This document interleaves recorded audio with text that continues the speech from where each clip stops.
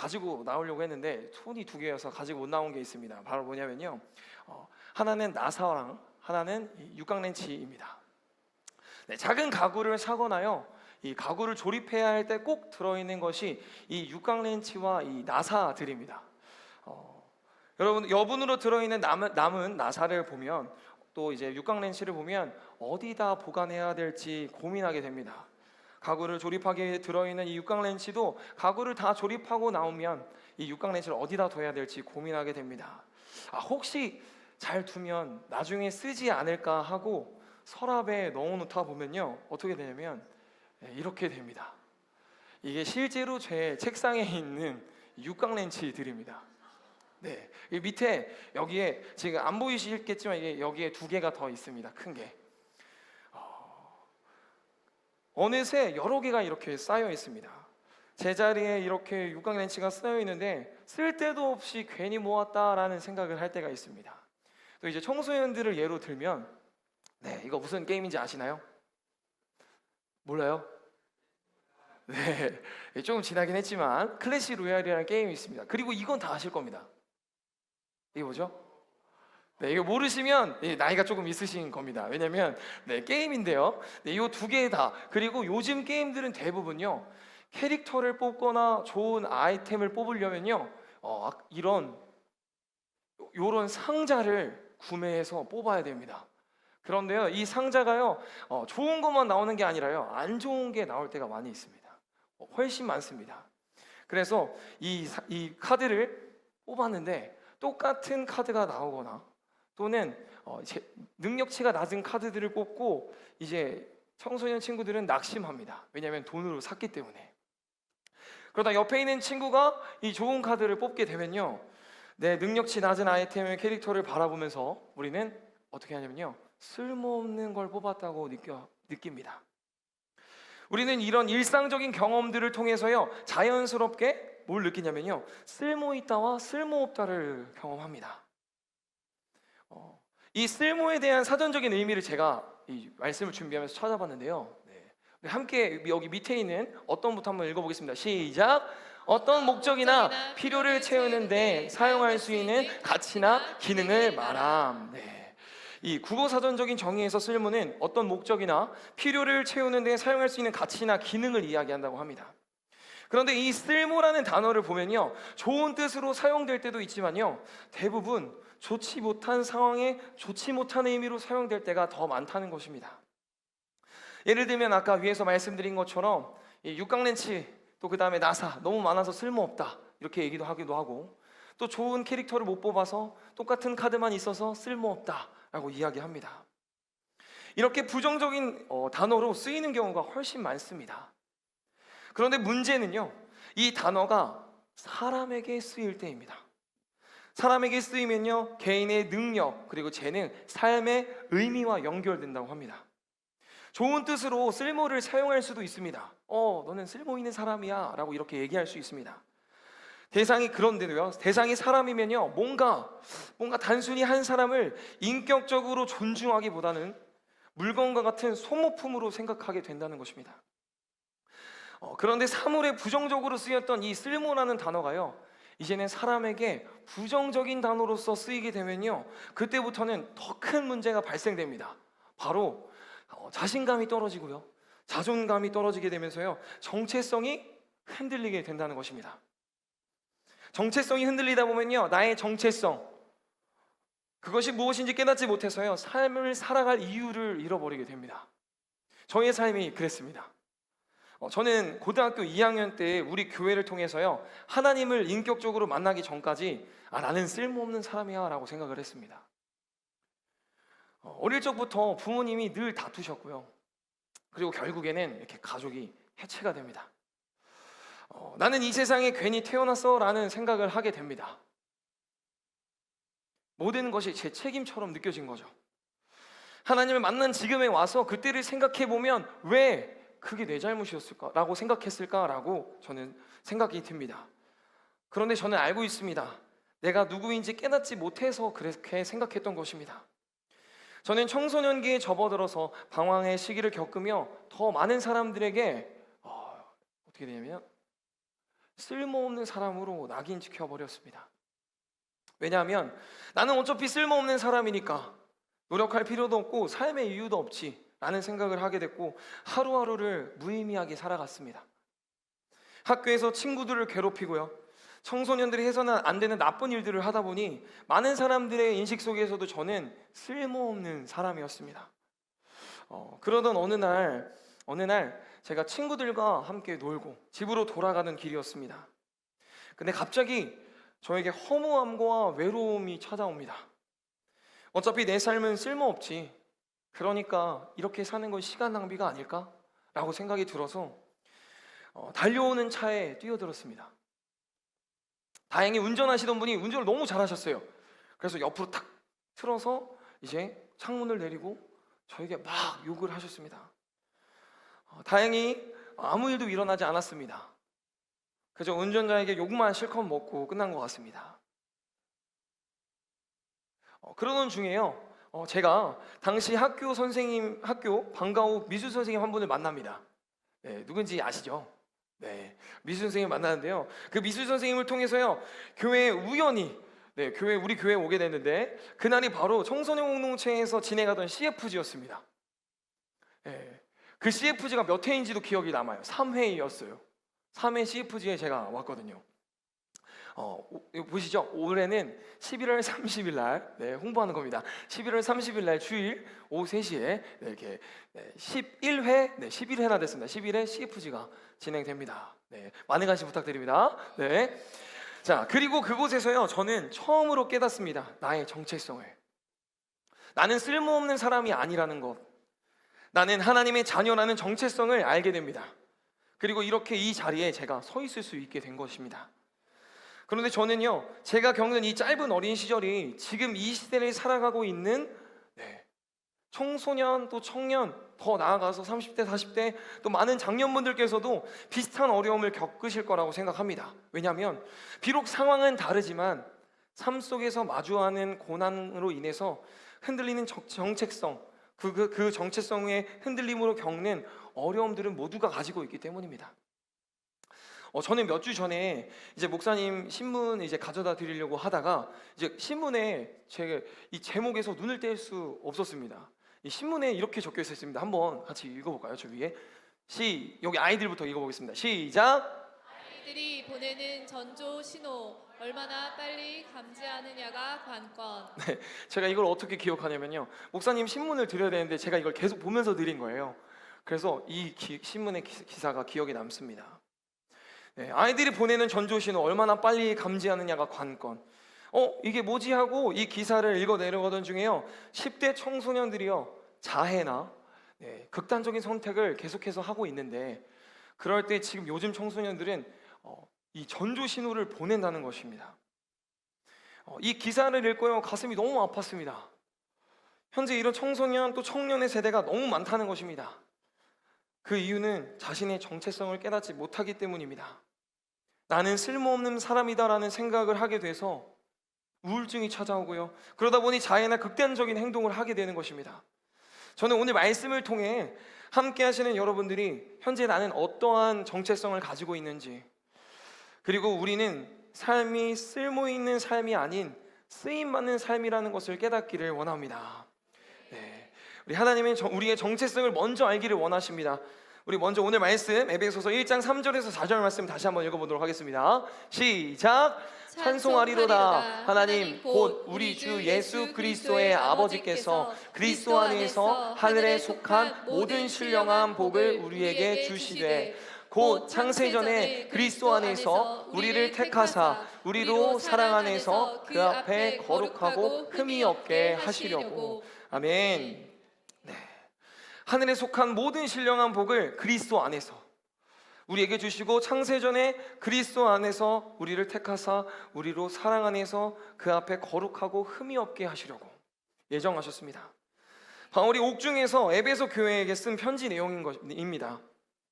당시 에베소는요, 에베소를 제가 한번 찾아봤는데요, 에베소에 이게 뭐냐면요, 에베소는 아르테미스 신전이 있었다고 합니다. 근데 지금 보면요 사진을 찾아보면 이 모든 게 사라져 있고요 돌만 남은 터만 있습니다. 우상숭배와 점술, 마술 문화가 성행했습니다. 무역의 중심지였기에요. 부유했고 또 다양한 출신들의 사람들이 함께 모여 있었습니다. 부족함이 없을 것 같은 이 도시의 교회가, 그 교회에 바울은 왜 에베소 교회에 편지를 썼을까요? 이유는 무엇일까요? 당시 에베소 교회 안에 내가 누구인지, 나는 왜 존재하지? 라는 정체성의 혼란이 있었다고 합니다. 앞에서 말씀드린 것처럼 정체성의 혼란 자체만으로도 삶의 이유를 잃어버립니다. 즉, 자신이 이 땅에서 존재하는 이유를 잃어버리게 된다는 것입니다. 바울은 이런 에베소 교회의 성도들이 자신의 정체성을 깨닫기를 원했습니다. 그래서 바울은 그들에게 말합니다.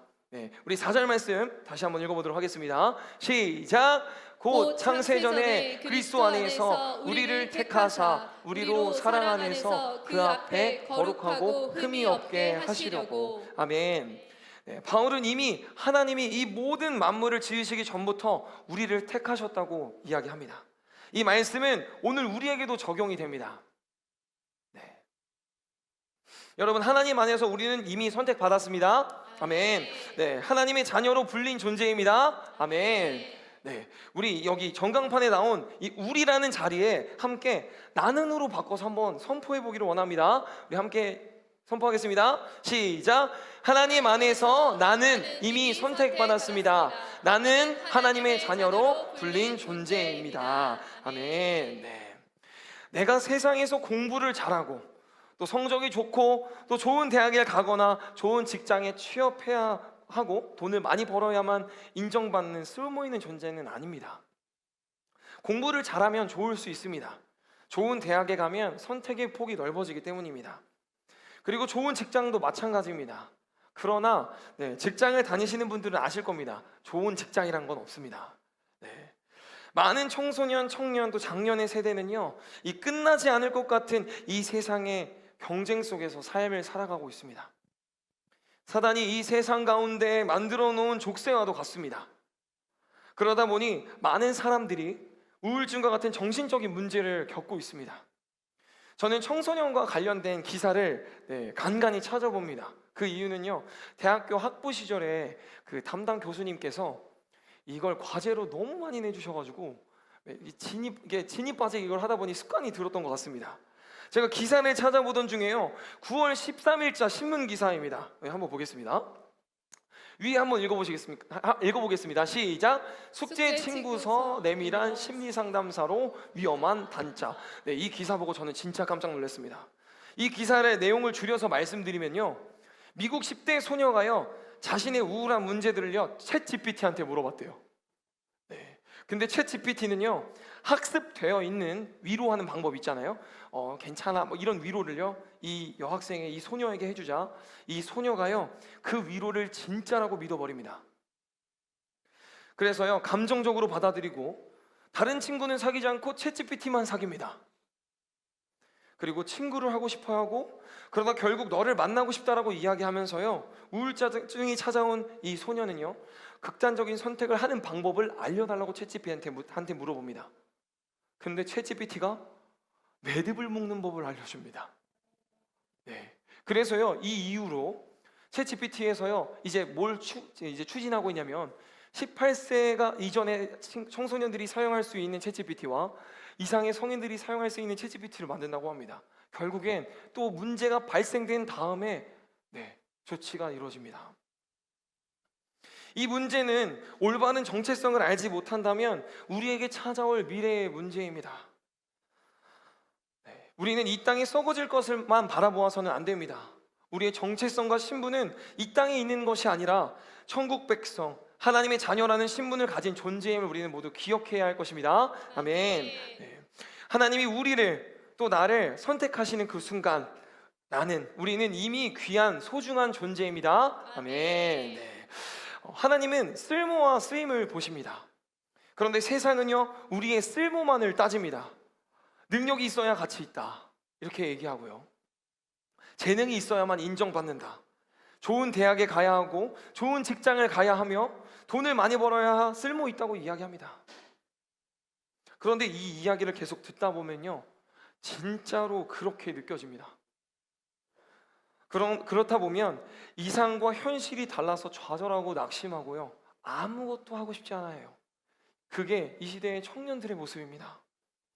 제가 군 생활을 하던 중이었습니다. 네. 이 일을 아무리 잘해도요, 선임이나 고참들이 계속 이 후임들에게 이 쓰레기 같은 놈, 이 쓸모없는 놈이라고 계속 이야기를 하는 것입니다. 그 이유를 봤더니 이 후임들을 이제 교육하기 위해서, 말 잘 듣게 만들기 위해서 이렇게 이야기를 한 것이었습니다. 그런데 이 이야기를 시도 때도 없이 듣다 보니까요, 그 이야기를 계속 듣던 어느 날 제가 부대 안에서 일을 하다가 실수를 했습니다. 작은 실수였는데 제 스스로한테 나 진짜 쓰레기네, 왜 이래, 이렇게 이야기하고 있는 제 자신을 바라봅니다. 이처럼 세상이 말하는 쓸모의 기준과 가치를요 계속해서 듣다 보면요, 우리는요 어느새 세상 기준에 나를 맞추고 있는 모습을 봅니다. 이 시대의 많은 청소년과 청년, 크리스천들도요 세상 가치에서 벗어나지 못해 오히려 더 낙심하고 좌절하여 일어서지 못하는 경우가 허다합니다. 하지만 하나님은 우리를 이 세상의 기준과 다르게 보십니다. 아멘. 네. 명품을 예로 들어 한번 보기를 원합니다. 네, 이거 제가 너무 하고 싶었던 건데, 자, 이 티셔츠 보이시나요? 네, 이 티셔츠에 써 있는 DHL이라는 로고가 박혀 있습니다. DHL은 여기 옆에 보이시죠? DHL 익스프레스, 바로 국제 특송 물류 회사. 쉽게 이제 한국에 있는 기업으로 말씀드리면 CJ, 대한통운. 네, 이거 상표를 다 말하면 안 되는데, 네. 그 다음에 쿠땡, 네, 그런 브랜드가 있습니다. 그런데 이 티셔츠 가격 얼마일까요? 혹시 아는 분 계시면 한번 맞춰보실 분 있으면 한번 손 들어서, 네, 맞추시면 제가 간식을 쏘도록 하겠습니다. 있으실까요? 네, 없으신가요? 네, 이 티셔츠가요, 네, 저 깜짝 놀랐습니다. 바로 첫 판매가가 48만 원이라고 합니다. 네, 이 노란색 이 똑같은 티셔츠입니다. 첫 판매가가 48만 원이에요. 바로 이유는 이 베트멍이라는, 저는 이제 베트멍에서 베트남 건 줄 알았는데 그게 아니라요, 프랑스어라고 합니다. 베트멍이라는 이 브랜드, 이 명품 회사의 티셔츠라고 합니다. 그럼 이거 한번 보겠습니다. 이건 아실까요? 자, 요거 아시죠? 이 백 뭔지 아시나요? 이케아의 프렉타 백입니다. 네, 이건 얼마일까요? 이제 요 백은 얼마일까요? 네, 40만 원 나왔습니다. 네, 요 두 개의 차이. 참고로 이 백의 가격은 1,000원입니다. 이 옆에 있는 백 비슷해 보이죠? 정말 비슷하죠? 네, 정말 비슷한데 얼마일까요? 이것도 깜짝 놀랐습니다. 285만 5천 원입니다. 네, 그 이유는요, 바로 이 진짜 작게 박혀 있는데 여기에 발렌시아가라고 써 있습니다. 네, 발렌시아가여서 이 겁니다. 네, 그리고 이 다음 거는요 똑같습니다. 이거 되게 쇼핑백처럼 보이시죠?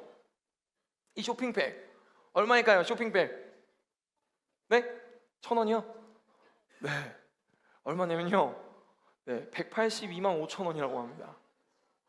네, 여기까지는 그래도 뭔가 되게 가방 같아 보여서 제가 약간 이해는 했어요. 근데 다음 거는 제가 바로 밑에 가격도 올려놨는데 충격적입니다. 그냥 종이백이에요. 근데 34만 원입니다. 우리 교회, 우리 이제 베스티에 저희 에그타르트 들어있을 것 같은 이 가방이, 네, 에그타르트 진짜 맛있습니다, 여러분. 네, 이 가방이 33만 원입니다. 그리고 이제 청소년 친구들은 알 텐데 이거 뭔지 아시나요? 이 클립이요. 이 돈의 머니 클립인데요. 이 머니 클립이 21만 원입니다. 이유가 뭘까요? 네, 여기 끝에 박혀 있는 프라다입니다. 그 이유 하나만으로 21만 원까지 올라갑니다. 네. 똑같은 가방도 로고 하나만 붙으면요 가격이 수십 배나 올라갑니다. 네. 쇼핑백 같은 가방도 명품 로고 하나가 붙으면요 몇만 원씩 합니다. 제가 실제로 당근마켓에서 명품 쇼핑백을 쳐봤는데 진짜 판매하고 있어요. 최하가 5천 원이고요 최대가 몇만 원입니다. 그냥 쇼핑백 하나만 그렇게 구매를 한다고 합니다. 네, 클립 하나도 이 프라다 로고만 있으면 가격이 저렇게 올라갑니다. 왜 가격이 올라갈까요? 바로 브랜드 로고가 붙었기 때문입니다.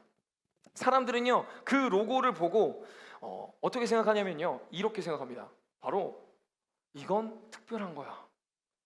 특별한 거라고 인정하기 때문입니다. 마찬가지로 우리의 인생도 그렇습니다.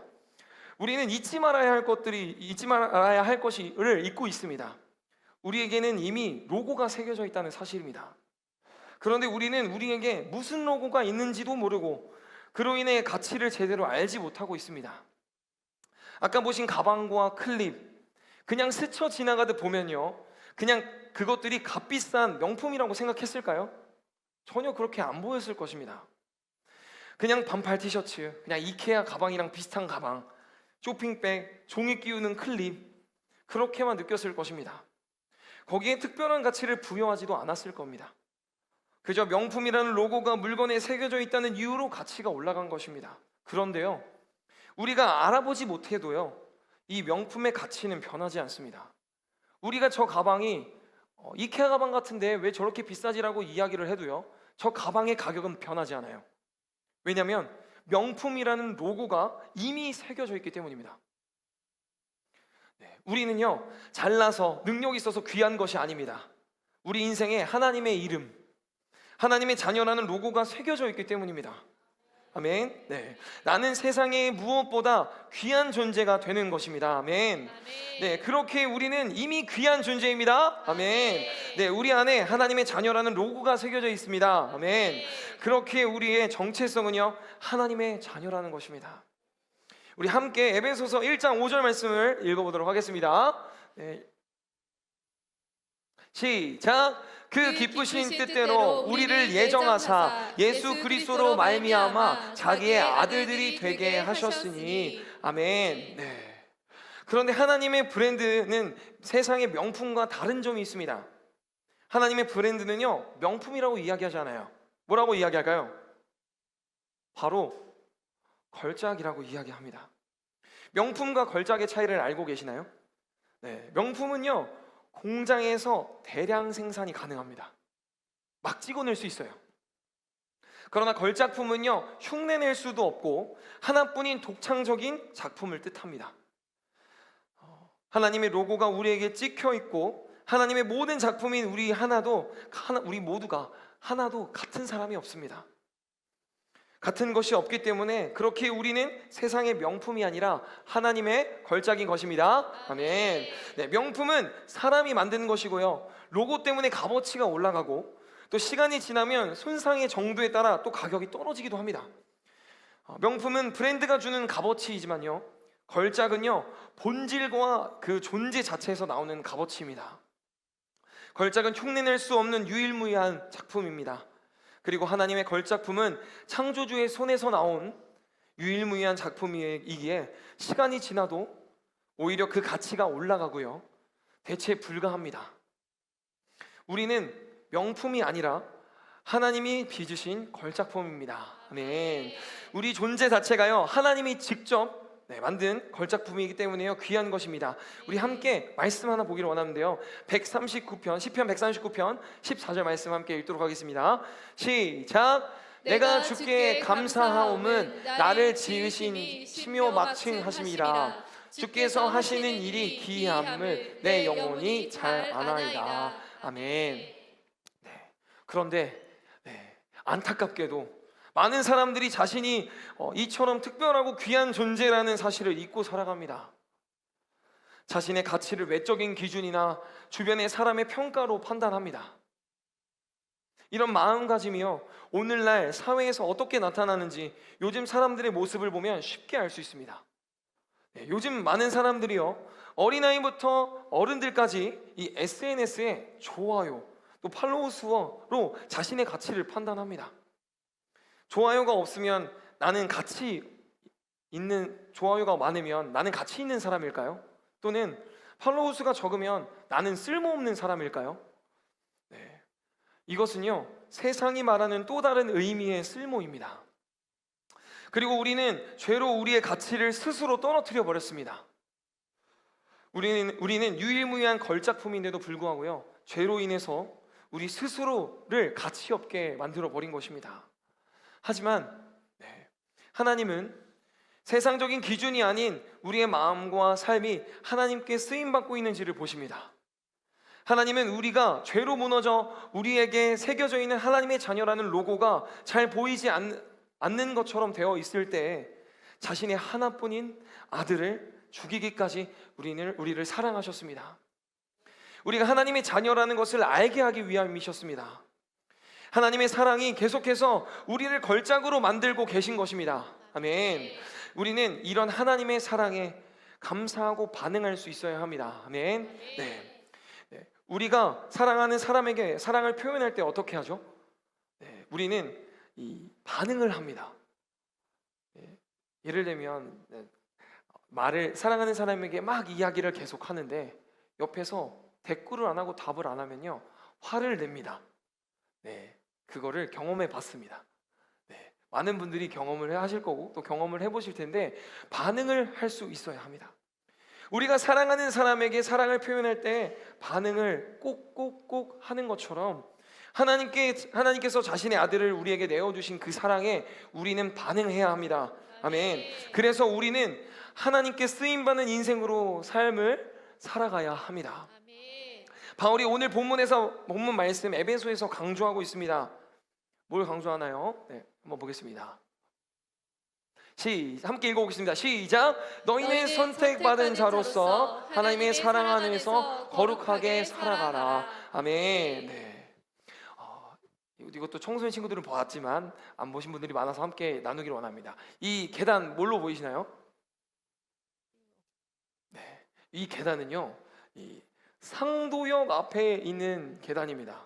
이 상도역에 무슨 계단으로 불려지냐면요, 기억합니까, 청소년 친구들? 모르죠. 멍청이 계단으로 불려집니다.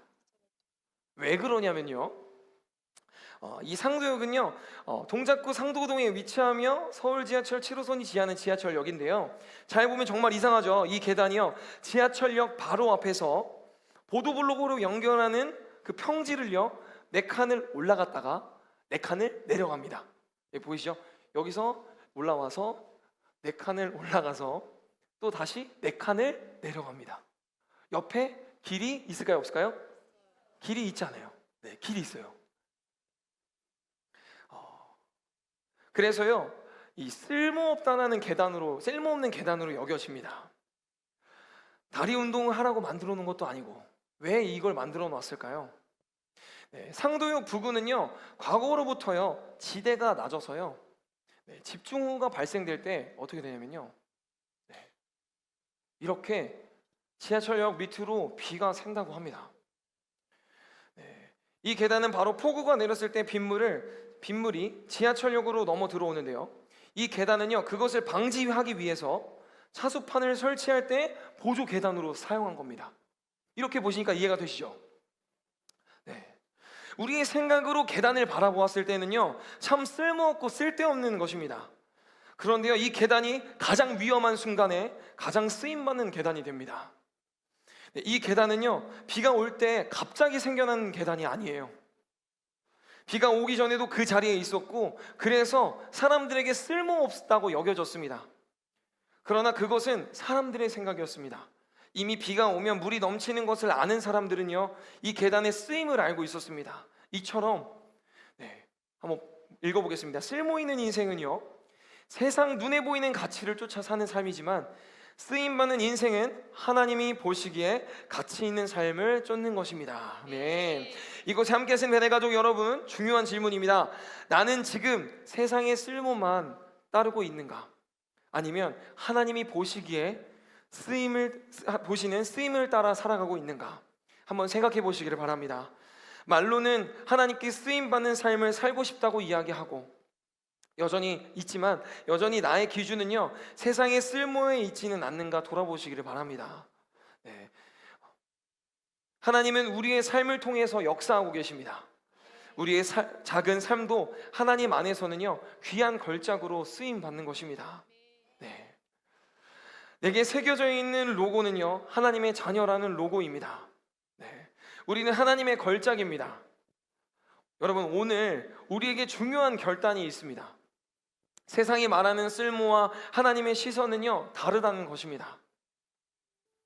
걸작품에 걸맞는 삶을 살아내시는 여러분들 되시기를 바랍니다. 아멘. 내 가치와 정체성은 나를 걸작으로 만드시기 위해 자신의 아들까지 죽이시기까지 사랑하신 하나님의 선택과 사랑에서 온 것입니다. 나는 명품 로고가 아니라요, 하나님의 걸작으로서 하나님의 자녀로 선택받아 절대 지워지지 않을 하나님의 로고가 우리 안에 새겨져 있습니다. 아멘. 그렇게 우리는 세상에서 하나님의 걸작으로서의 삶에 쓰임을 받아야 합니다. 아멘. 우리 말씀 다시 한번 읽어보도록 하겠습니다. 에베소서 1장 4절입니다. 함께 읽겠습니다. 시작. 곧 창세전에 그리스도 안에서 우리를 택하사 우리로 사랑 안에서 그 앞에 거룩하고 흠이 없게 하시려고. 아멘. 세상의 평가로 자신을 판단하지 마십시오. 우리는 하나님의 자녀라는 서명이 새겨진 걸작입니다. 하나님이 원하시는 쓰임받는 삶을 선택하시기를 바랍니다. 아멘. 우리는 쓰임받는 자들입니다. 아멘. 세상 가치로 보았을 때 내 모습이 쓸모없는 것처럼 보여도요, 하나님 안에서 나의 존재는요, 그 자체만으로 귀한 것입니다. 하나님은 자신의 아들을 죽이시면서까지 우리를 구원하셨습니다.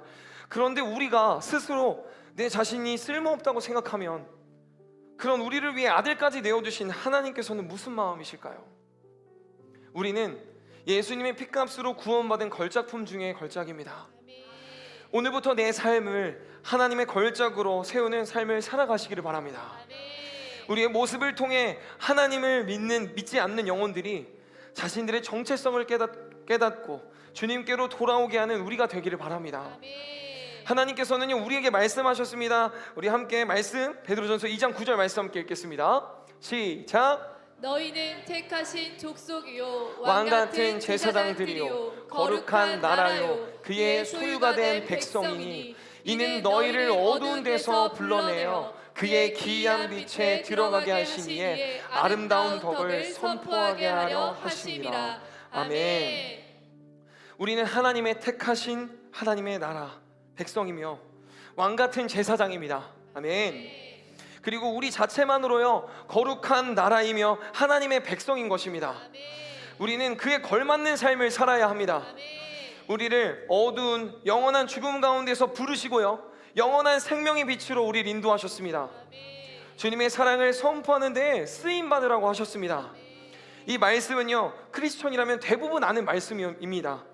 그런데 삶으로 나타내는 것은요, 너무나도 어려워요. 내 삶 앞에 조금의 어려움만 있어도 하나님의 사랑을 잃어버리는 것이 우리의 모습입니다. 그러나 이제는 늘 삶 속에서 하나님을 예배하는 제사장과 같은 삶을 살아내시는 우리 모두가 되시기를 바랍니다. 우리를 위해 아들까지 죽이신 하나님의 사랑, 하나님의 사랑을 잊지 마시기를 바랍니다. 그리고 값없이 받은 그 사랑을 전하는 일에, 전도하는 일에 쓰임 받으시기를 바랍니다. 고등학교 2학년 제가 우리 교회를 통해 하나님을 만나지 못했다면요, 여전히 저의 삶은 쓸모 있는 것인가 없는가를 늘 이야기하며 무의미한 시간을 보냈을 것입니다. 그러나 하나님을 만났고 쓸모없다고 생각했던 삶에서요, 다음 세대의 영혼들에게 복음을 전하는 자로 쓰임받게 하십니다. 영원한 죽음에서 영원한 생명으로 옮겨진 것만으로도 감사한데 하나님의 꿈을 이루는데 그 일에 우리를 사용하여 주십니다. 영광스러운 삶을 살아갈 수 있게 해주셨어요. 우리는 하나님의 걸작품입니다. 늘 쓰임받는 삶입니다. 그리고 이제 우리가 해야 할 것은요, 나를 구원하신 주의 사랑을 이제는 죄로 무너져가는 영혼들에게 나아가 복음을 전하는 일에 쓰여야 합니다. 세상 가치와 기준으로 나의 연약함과 나의 부족함을 보는 것이 아니라요, 그래서 정체성을 잃어버리는 것이 아니라 하나님의 걸작, 하나님의 자녀라는 정체성을 가지고 이 땅에서 하나님의 꿈을 이루는 쓰임받는 삶을 살아가시는 여러분들이 되기를 원합니다.